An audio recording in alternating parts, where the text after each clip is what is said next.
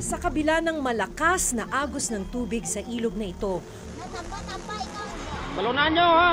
buong tapang itong tinatawid ng ilang residente at estudyante ng Barangay San Gregorio sa bayan ng Lambunaw sa Iloilo. May tulay naman sa tabi ng ilog, pero ang problema, hindi na dito dumaraan ang tubig. At ang masaklap, 10 taon na ang nakakaraan mula nang sinimulan nito. Pero hanggang ngayon, hindi pa rin ito tapos at hindi pa rin nagagamit ng mga residente.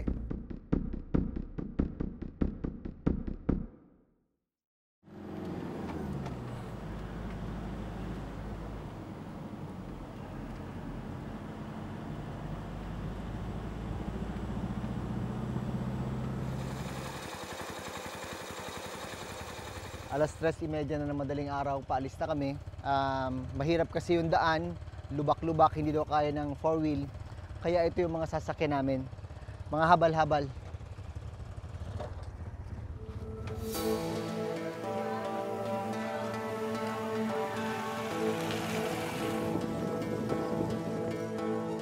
Maliban sa malubak na daan, kinailangan naming tawinin ang ilog para makarating sa kabilang barangay ng San Gregorio. Lagi dalam. Dalam lagi.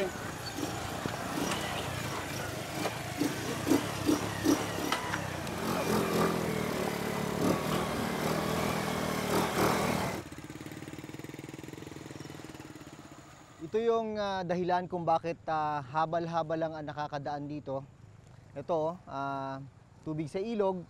Maswerte nga ngayon, hindi pa mataas pero pag tag-ulan, umaabot to ng lampas tao.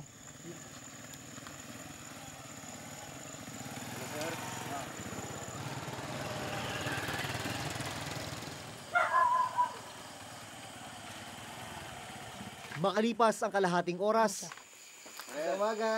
narating namin ang bahay ng estudyanteng si Jaril Ligada, 13 taong gulang. Araw-araw, nilalakad niya ang nasa halos 4 na kilometrong layo papasok sa eskwelahan. Mga ilang minuto mula rito papuntang school. Naabot ba isang oras? Lampas. Lampas. Ang lakad? Opo. Anong oras ka nagsisimula? Ang alas 5:30 hanggang alas 6. Si Jaril ang panganay sa 3 magkakapatid. Bata pa lamang, lolo at lola na ang kumupkup sa kanya. Tay, bakit napunta rito si Jaril sa inyo? Tigin daram lang ni lula na doon sa balay. Bago nagbata abla si nanay na. Ti karon nakahinga ti duwag gabi. Lugar ibalik to sa kanay nanay na hindi dit na sagi ka hibi dit na nga mabalik ka kuan na. Doon sa balay. Ti murang hindi rit na maguli. Pagmamalaki ni Lolo Amoman, elementarya pa lang ay first honor na si Jaril. Nakasabit yung mga medals dyan, lahat ng mga parangal. Bakit mo sinabi talaga yan sa entrada ng bahay mo? Tay dyan nagid ba butang ko nung mera nga makita no ko tawo nga nagaagto sa balay nga muraya kuan ka apo na nga maarab siguro no. Ay ti. Matalino? Tama. Pangarap ko po maging isang engineer paglaki ko.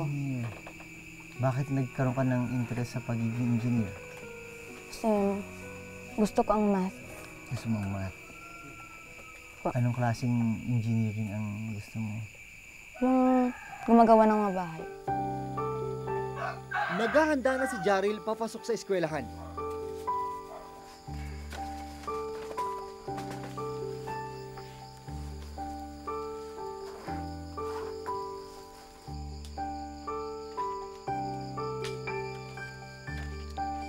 Delikado maglakad dito. Wala kang flashlight.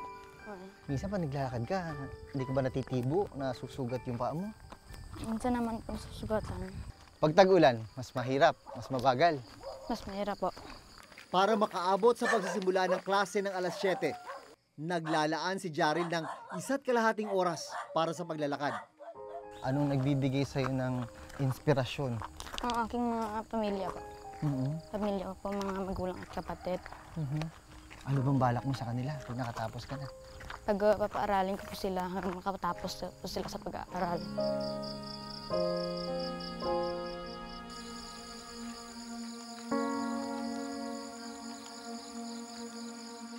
Nang sumikat ang araw, mas naging malinaw sa amin ang daang tinatahak ni Jaril. Maliban sa lubak na kalsada, isang nakatenggang tulay ang aming nadaanan. Tulay na nasa ibabaw ng isang tuyong lupa. Ano nangyari? Bakit? Wala na, oh. Parang hindi na siya ginagamit. Kasi nag-iba ang direksyon ng tubig. Nag-iba. So ibig sabihin dati dito ang ilog. Opo. Yan yung ilalim na yan. Opo. Hindi rin siya tapos pala. Ibig sabihin nung dati tinatawid nyo dito sa kawayan. Opo. Nagkakawayan kayo ng ganon. Opo. So kahit na dati nung nagagamit mo to, hindi siya buo. Hindi siya buo. Ano yung experience mo dati dito sa kawayan na to? Minsan po natatakot kasi parang dali na siyang masira. Pero tinatawid nyo dati yan? Opo. Matagal na kasi nakalagay. Eh, natakot kami baka mabali Baka mabali. at mahulog kami.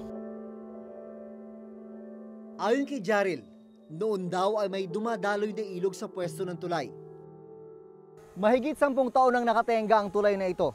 Hindi napapakinabangan ng mga residente. Pero may silbi pa rin naman. Yun nga lang, ginagawa na lang bilaran ng palay. Ayon sa kapitan ng Barangay San Gregorio, taong 2008 pa nang simula ng pagtatayo ng tulay. Pero patigil-tigil daw ang paggawa nito. Budget namin, sabi ng engineer, hindi kasya ng 2.2 yung patapos yung tulay. Kasi steel plate, ma'am. Sana kung natapos, malaking tulong sa amin dito sa San Gregorio. Noong panahon na ginagawa ang tulay na ito, sabi ng mga residente, mabagal daw talaga yung gawa, pautik-utik yung pagdating ng mga materyales, steel plating, steel railing, hindi agad nagamit ng mga residente. Kaya sila na yung gumawa ng paraan, partikular ng barangay, naglagay ng kawayan para matawiran ng mga tao. Ilang metro lang ang layo mula sa hindi natapos na tulay. Makikita ang ilog na itinuro ni Jaril na lumihis ng daluyan. Ito ang kailangan nilang tawirin papasok ng paaralan.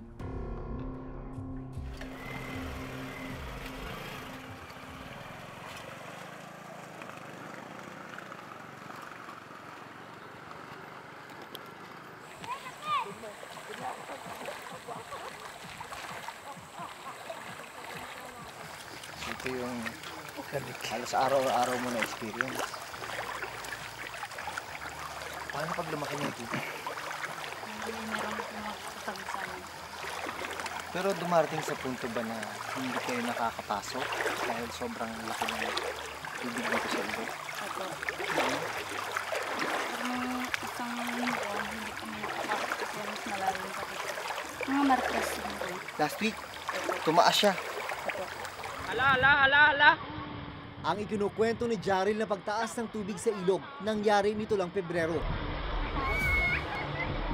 Sa cellphone video na ibinigay ng ilang residente sa Reporter's Notebook, makikita ang peligro habang tinatawid ng mga estudyante ang mataas na tubig sa ilog. Katatapos lang daw noon ng malakas na ulan.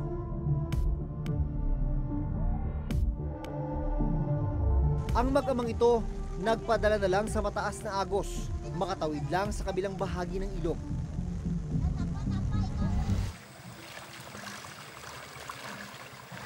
Ikaw bilang isang estudyante na araw-araw dumadaan dito, anong pakiusap mo sa gobyerno?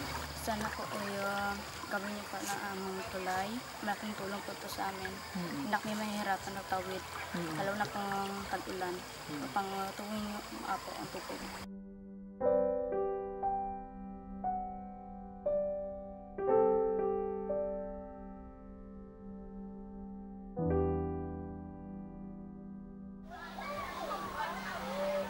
Bandang alas 7 ng umaga nang makarating sa kanilang eskwelahan si Jaril. Hindi ba napapagod? Minsan napapagod. Pero kailangan talagang mag-aral. napakaganda niya. Patuloy mo dapat yun. First owner ka madalas, no? Ayon sa kasalukuyang alkalde ng bayan ng Lambunaw, ang pagkalihis ng tubig sa ilog ang isa sa mga dahilan kaya nahinto ang konstruksyon ng tulay. Ang kanyang ama na dating alkalde ng Lambunaw ang siyang nagpatayo ng tulay. Sa information based sa municipal engineer, naitayo yung bridge 10 years ago, noong 2008. Pero it was never finished. Tapos noong 2008 din, nung dumating yung Bagyong Frank, yung direction ng ilog nagbago. So, ando na siya ngayon sa tabi ng original na bridge. Kaya in part, it rendered the original bridge useless.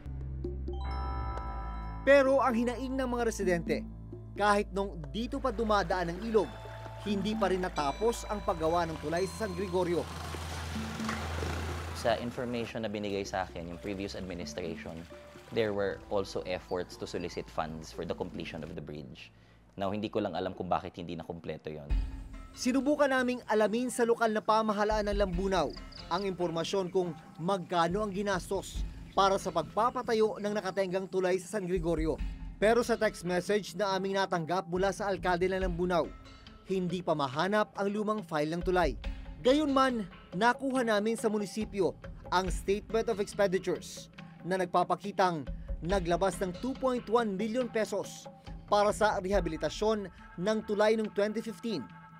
Pero malinaw, hindi pa rin ito natapos. Sa information na binigay ng engineer, kasi this was so long ago, nagamit naman yung pondo, pero hindi lang talaga enough. So, it was possible na mali yung projection ng cost for the bridge. Muling naglaan ng pondo ang probinsya para sa pagpapatuloy ng konstruksyon ng tulay ngayong taon. Posible raw kasi na muli itong maging daluyan ng ilog. The municipio of Lambunaw wrote a letter to the governor last January 29 requesting for 810,000 pesos for the completion of that bridge. The governor granted them their request and gave 600,000 pesos.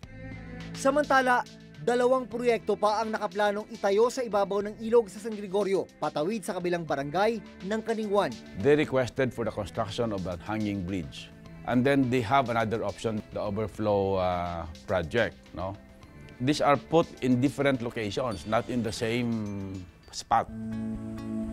Hanggat nananatiling plano ang mga proyekto at malaking pondo ang nasasayang sa hindi mapakinabagang tulay, hindi maiiwasan ng katulad ni Mang Amoman ang mag-alala para sa kanyang apo na si Jaril. So nandun yung kaba? Kinakabahan ka madalas? Ti din, pagkadurong kabataan mo, ti kung hindi mo kuan tuluoy mo itong iba, basi kung madarasan na bala ka tubig kung magkuan na. Mura ang ginakuanan mo, basta magbaha lang, ginaagtunan, ginatuya kabantayan. Bisan nga gabi din, ipabiyaan na kung hindi makatabok tanan ng kabataan nga nagakakuan. Umaasa si Jaril na may maayos na tulay na silang matatawiran bago pa muling dumating ang tag-ulan. Sinasalamin ng tulay na ito kina Jaril ang mas malawak na problema sa iba pang infrastruktura sa bansa. Mga proyektong pinondohan pero hindi pa rin natapos, nakatiwangwang at hindi lubusang nagagamit ng mamamayan. Ayon sa dokumento mula sa DPWH, ang contract amount ng proyektong ito ay mahigit 140 million pesos. Tapos, sinasabi rin dito na yung actual accomplishment ay halos 50% na. Ganito po bang itsura nung halos 50% na natapos?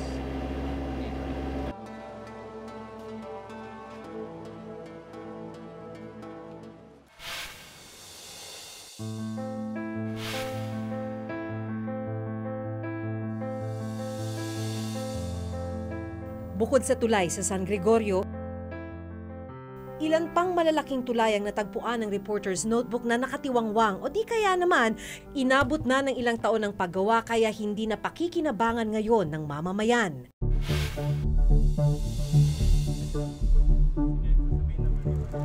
Dito sa lalawigan ng Northern Samar, tinungo namin ang Katarman Bridge, isang tulay na halos 3 taon nang itinatayo.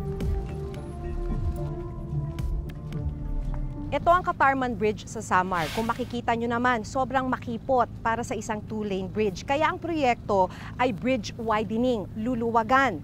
Ang problema, noong 2015 pa ito sinimulan, hanggang sa ngayon hindi pa natatapos. Ang taon na, ang ginawa ito putol bangka. Ngayon, pwede naman makadaan, pero pabilisan lang. Bakit kayo tumatakbo? Eh, Kasi baka tamaan kayo Oo. nitong mga to. Madaganan ka dyan. Madaganan ka. September 16, 2015 ang sinimula ng proyekto. Ang target completion dapat ay noon pang June 22, 2017. Ayon dito sa dokumento mula sa DPWH, ang contract amount ng proyektong ito ay mahigit 140 million pesos. Tapos, sinasabi rin dito na yung actual accomplishment ay halos 50% na. Ibig sabihin, dapat kalahati nitong proyekto tapos na. Tinungo namin ang forma ng proyekto at nang itanong namin kung nasa halos kalahati na o 47% na ang paggawa nila, gaya ng nakasaad sa status report ng DPWH Region 8. Ganito po bang itsura nung halos 50% na natapos? Hindi po. Tuloy-tuloy naman ang trabaho namin kasi ang trabaho namin sa ilalim lang pa, wala pa sa ibabaw. Pag natapos yung ilalim, dahil lilimang butas na lang naman ito, sa taas na kami. Sa status report na nakuha namin sa DPWH Region 8, nakasaad na humiling ng karagdagang 120 calendar days ang kontraktor para matapos ang tulay. Ang dahilan nila ay ang obstruction of utilities, partikular ng water pipelines na nakakabit sa tulay. Inilipat pa raw nila mga pipeline bago muling simulan ang tulay. Idinulog na rin namin sa DPWH National Office ang daing ng ilang residente ng Katarman tungkol sa napakatagal na paggawa ng tulay. Ang pinapangako naman namin sa mga contractors namin is that we give them due process. Explain to us why there has been a delay. Will you be able to catch up? Then doon tayo magano. Ayaw naman namin to be abrupt with all these penalties. Kung ang tulay sa Katarman hindi matapos-tapos,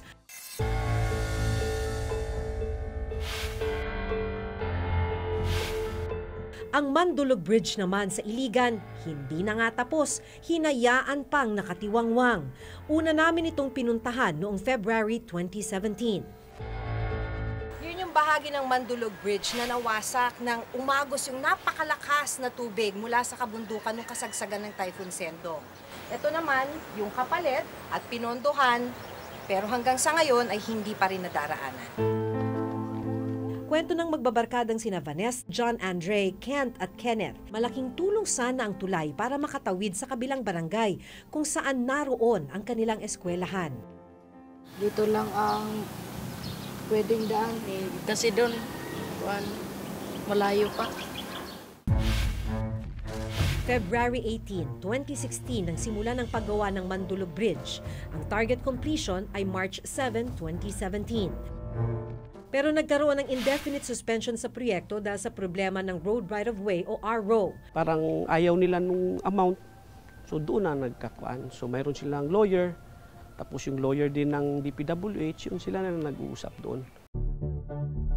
Nasa 61.9 million pesos ang inilaang pondo para sa Mandulog Bridge. Nagmula ang pondo sa inilabas na calamity fund para sa bagyong Sendong.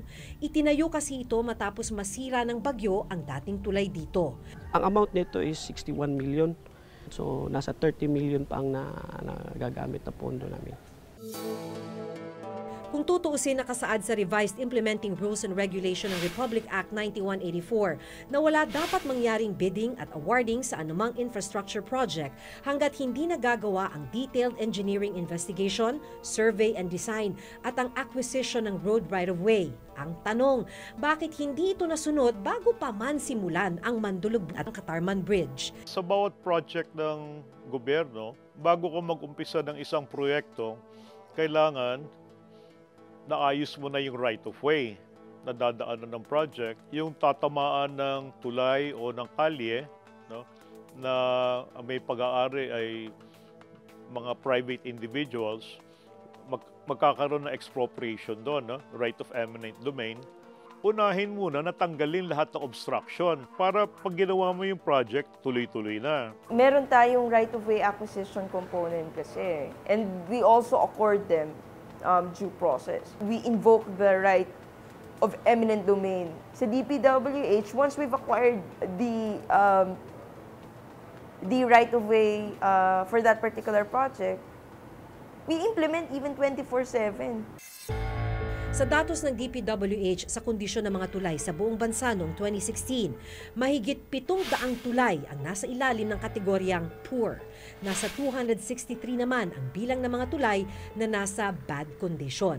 DPWH has transitioned all its information doon sa aming InfraTrack system. Ang InfraTrack system namin ngayon, it automates everything and geographically tagged na siya. And ginagamit na namin siya even for financial disbursement. So hindi ka na pwede ngayong maningil sa gobyerno nang hindi mo pinapakita yung physical accomplishment mo.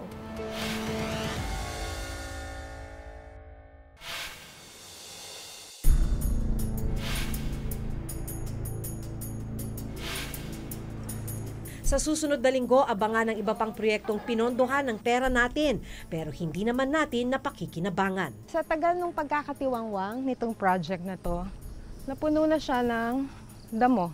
May talahib na. Hanggang sa susunod na Huwebes, ako si Maki Pulido. Ako si Jun Veneracion at ito ang nakatala sa aming Reporter's Notebook.